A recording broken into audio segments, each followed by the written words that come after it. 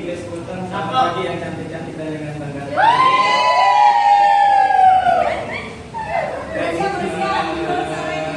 Sekarang kami akan memperkenalkan diri terlebih dahulu. Perkenalkan, nama saya Fadel Muhammad. Nama saya Melisa. Sekarang sebelum kita memulai, alangkah baiknya kita membaca doa terlebih dahulu agar pembelajaran kita menjadi lancar, diberi kemudahan ala hadirinnya, untuk kuliah dan solihah.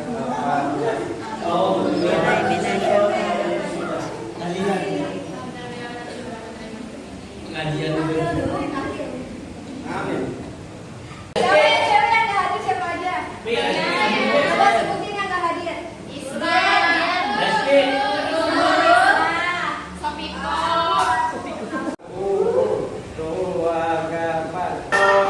Mulutnya dikunci, duduknya yang rapi,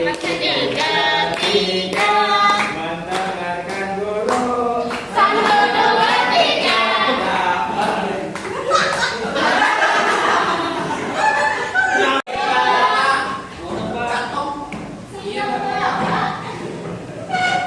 Jalan-jalan ke pantai,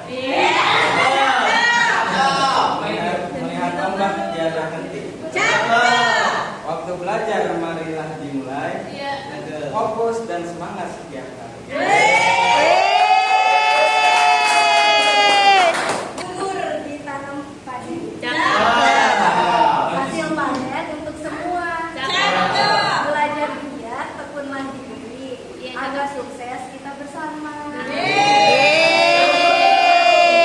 Upaya yang membiasakan dan membelajarkan peserta didik dengan cara memberikan tugas pemahaman, pembacaan, pengulangan, kemudian pemeriksaan atas individu sendiri atau menampilkan diri dalam menyampaikan hasil dengan tujuan ini dicapai dan dilakukan di luar sekolah maupun di rumah.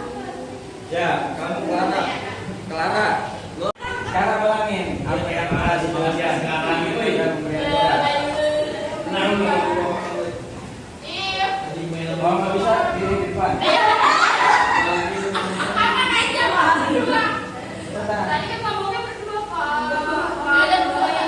Satu-satu dulu. Clara, pengertian sudah ada pemberian tugas.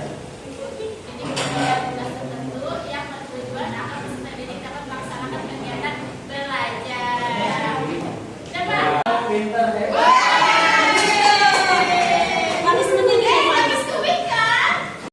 Apa kabar muridku? Baik. Halo, apa kabar muridku? Muridku yang baik, muridku yang semangat. Siapkah kalian belajar? Siapkah kalian menuntut ilmu?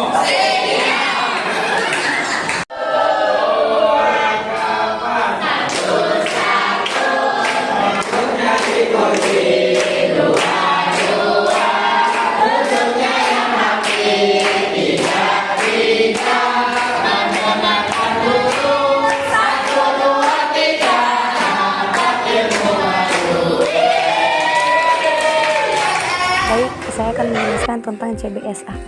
CBSA adalah cara belajar siswa aktif.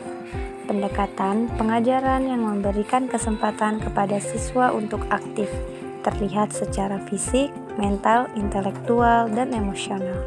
Dengan harapan siswa memperoleh pengalaman belajar secara maksimal, baik dalam ranah kognitif, afektif, maupun psikomotorik.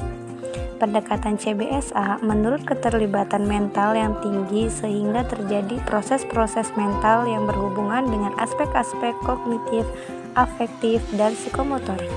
Melalui proses kognitif, pembelajaran akan memiliki penguasaan konsep dan prinsip. Apa saja proses pendekatan belajar siswa aktif? Terbagi menjadi dua. Yang pertama, keterlibatan fisik. Kegiatan fisik yang dapat diamanati diantaranya dalam bentuk kegiatan membaca, mendengarkan, menulis, meragakan, dan mengukur.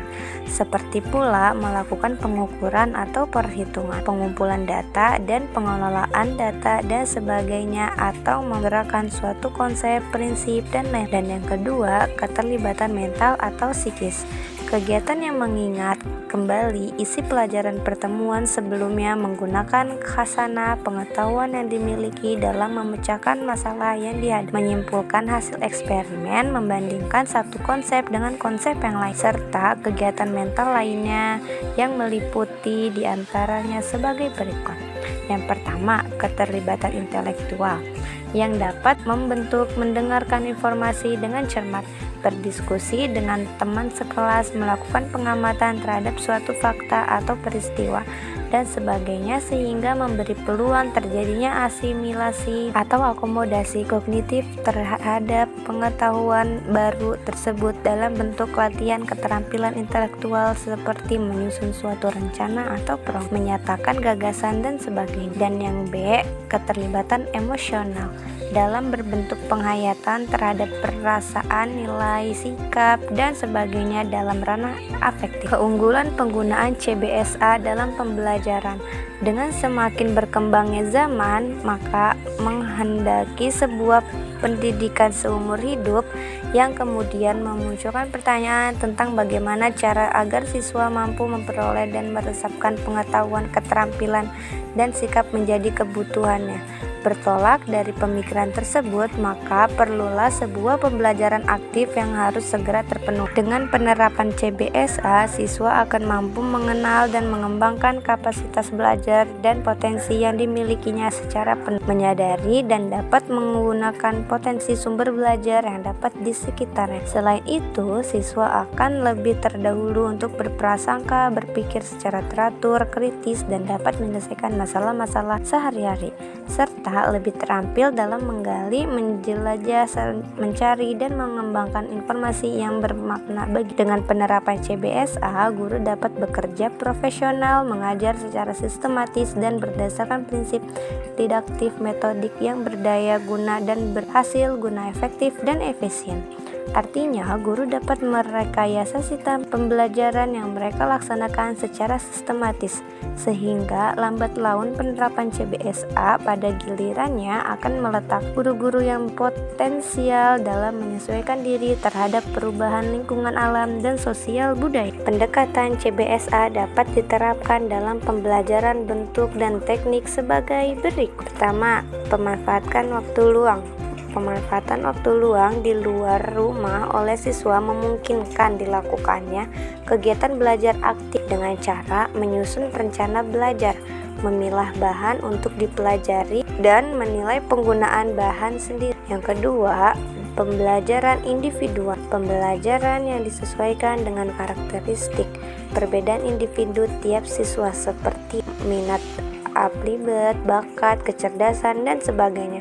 Guru dapat mempersiapkan atau merencanakan tugas-tugas belajar bagi para siswa, sedang pilihan dilakukan oleh siswa masing-masing, dan selanjutnya tiap siswa aktif belajar secara perorangan. Yang ketiga, belajar kelompok. Belajar kelompok memiliki kadar CBSA yang cukup tinggi.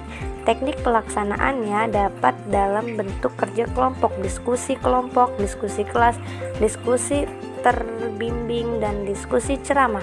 Dalam situasi belajar kelompok, masing-masing anggota dapat mengajukan gagasan, pendapat, pernyataan, jawaban, kritik, dan sebagainya. Siswa aktif berpartisipasi, berealisasi, dan berinteraksi satu dengan yang lain. Bertanya jawab, kegiatan tanya jawab antar guru dan siswa, antar siswa dengan siswa, dan antar kelompok siswa dengan kelompok lainnya, memberikan peluang cukup banyak bagi setiap siswa belajar. 5. Belajar mandiri. Dalam strategi belajar ini, siswa melakukan proses mental intelektual dalam upaya memecahkan masalah. Dia sendiri merumuskan suatu masalah, mengumpulkan data, menguji hipotesis, dan menarik kesimpulan, serta mengaplikasikan hasil belajarnya. Dalam konteks ini, keaktifan siswa belajar memang lebih menonjol, sedangkan kegiatan guru hanya mengarah, membimbing, memberikan fasilitas yang memungkinkan Siswa melakukan kegiatan gurunya strategis dan kemampuan bukan diarahkan lebih lanjut dalam pembahasan mengenai keterampilan proses sebagai bagian dari CBSA. Yang terakhir, pengajaran unit strategis ini berpusat pada suatu masalah atau suatu proyek. Pada tahap-tahap kegiatan belajar ditempuh tahap-tahap kegiatan utama, yakni tahap pendahuluan di mana siswa melakukan orientasi dan perencanaan awal, tahap pengembangan di mana siswa melakukan kegiatan mencari sendiri informasi selanjutnya, menggunakan informasi itu dalam kegiatan praktik, tahap kegiatan kumulasi di mana siswa mengalami kegiatan penilaian, pembuatan laporan. Pendidikan agama Islam. Pendidikan agama Islam adalah usaha sadar untuk menyiapkan peserta didik dalam yakni memahami, menghayati, dan mengamalkan agama melalui kegiatan bimbingan, pengajaran, atau latihan dengan memperhatikan tuntutan untuk menghormati agama lain. Pendidikan agama Islam itu adalah suatu usaha yang sadar, yang teratur, dan sistematis dalam membantu anak didik agar mereka hidup sesuai dengan ajaran Islam melalui suatu proses mekanisme bimbingan, tuntunan, pengarahan, dan pengajar. Materi apa saja yang ada dalam pendidikan agama Islam? Masalah keimanan atau akidah.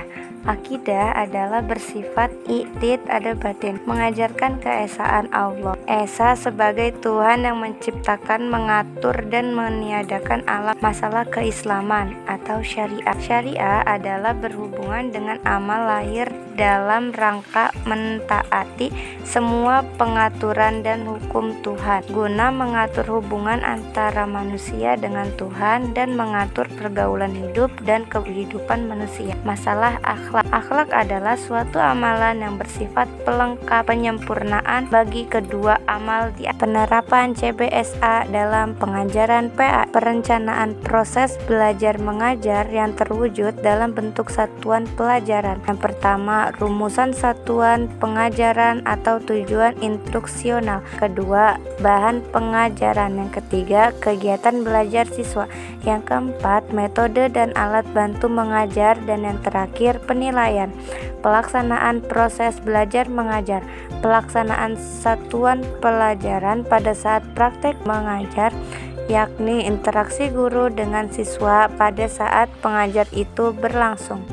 Metode pemberian tugas menurut Walenda W, Windy M, dan Tutik S di dalam Damara dan Zain, metode penugasan merupakan suatu metode yang memberikan bahan saat pendidik memberikan tugas tertentu yang bertujuan agar peserta didik dapat melaksanakan kegiatan belajar. Metode pemberian tugas ini salah satu upaya membiasakan dan membelajarkan peserta didik dengan cara memberikan tugas penghafalan, pembaca, pengulangan, pengujian, dan pemeriksaan atas individu sendiri atau menampilkan diri dalam menyampaikan hasil dengan tuntunan yang ingin dicapai dengan dilakukan di luar sekolah atau di rumah. Langkah-langkah dari metode pemberian tugas.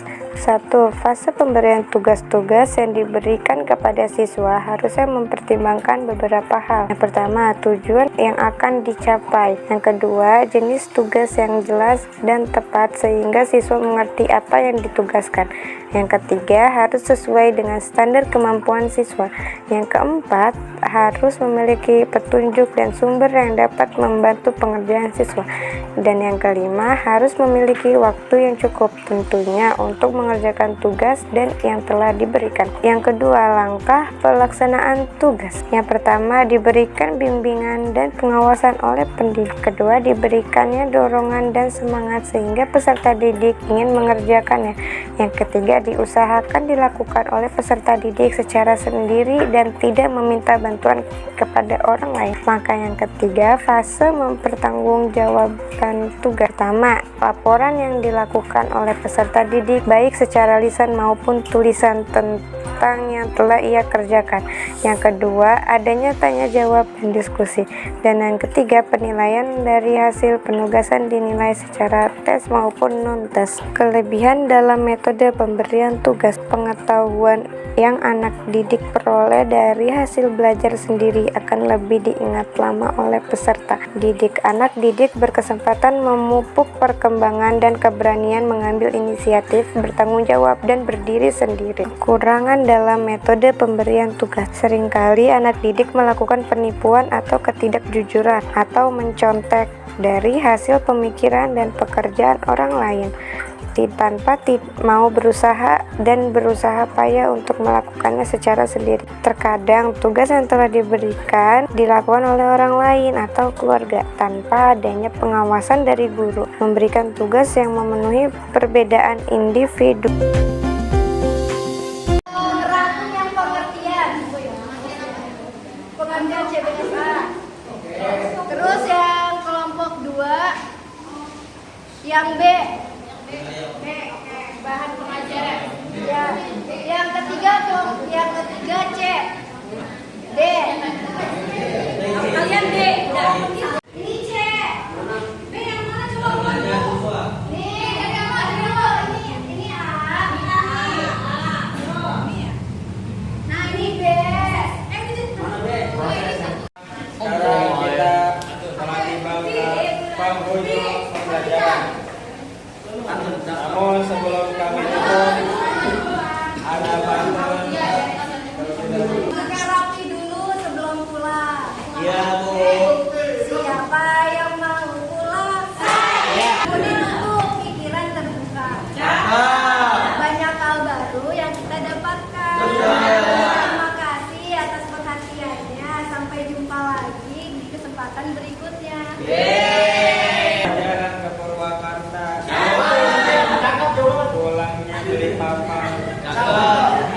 Sampai di sini pengertian pertemuan kita. Sampai jumpa di minggu depan. Pergi ke kampus bawa bekal nasi. Belajar sungguh-sungguh dapat nilai A. Selesai belajar hari ini. Mari kita selesaikan sejenak. Dia itu kayak ngecas HP. Biar bisa terus online dan update. Jadi jangan sampai kehabisan baterai. Kuliah bukan cuma soal nilai, tapi juga tentang pengalaman. Jadi jangan takut mencoba hal-hal baru dan keluar dari zona nyaman.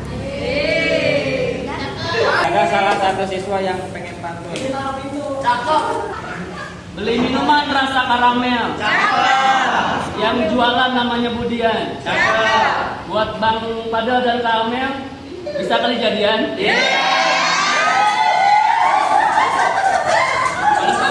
Kita tutup pembelajaran kita ini dengan membaca hamdalah. Alhamdulillahirrahmanirrahim. Billahi taufiq wal hidayah. Wassalamualaikum warahmatullahi wabarakatuh.